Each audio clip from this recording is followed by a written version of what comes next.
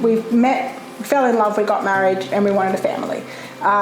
We started trying to make kids the old-fashioned way, had some problems with fertility. We started doing IVF, had some problems with IVF as well. So we started looking at alternatives. We always wanted to have a large family. Yeah. And even when we were getting to the point where it wasn't working with IVF, we had a hunch that if it did, we'd probably end up with one child, and that would have been lovely, but we really wanted a larger family. There's all these siblings out there who don't have a home, who need to stay together. It's such an important relationship that was one of the key motivating factors for us.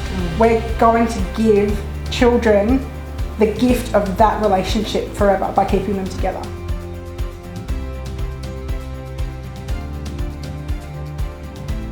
We got a phone call from Barnardos saying, here's the 3 kids that we'd like to match you with. Yeah. So Frazier was 7, Preston was 5, Anabella was 4. Yeah. And one of the first things they asked me was, can we be in a soccer team?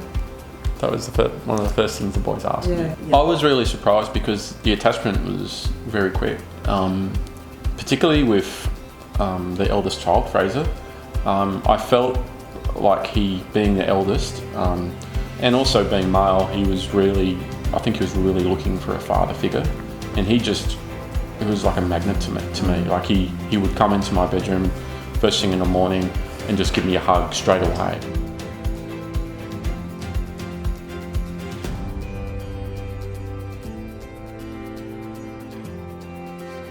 First they told their class, Anabella especially, she got up in the morning and said to her teacher, oh, well, can I tell my class something?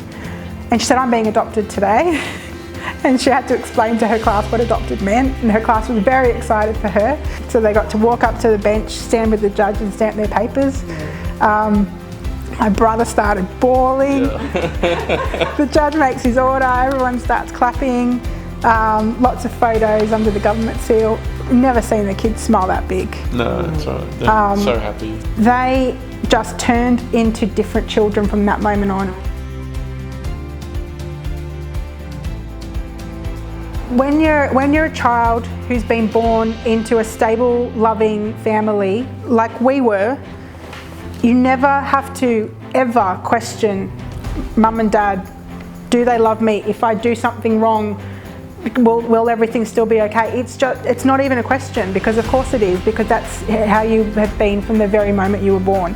I cannot possibly imagine, I could never put myself in their shoes and comprehend what it must be like to be a child and actually question that.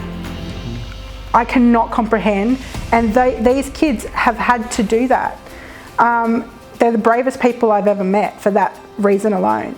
Eventually, I think it got to the point where they realised that we loved them no matter what. But until the adoption's final, and they know that when a judge says it, when the government says it, it means something. So no matter how many times we said it, it took that moment for them to be able to let go and understand we're not going anywhere. We were serious about this the whole time.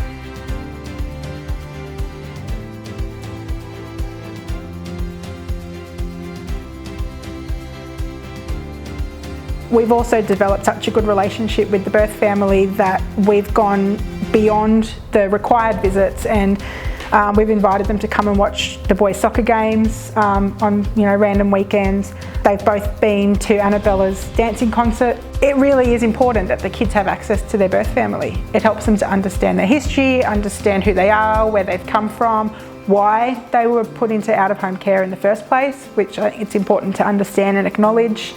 But we worked hard to create a good relationship between us and the birth family, and to make sure the kids know that you've got place in your life for them and for us. We explained to them that loving them does not take any love away from us.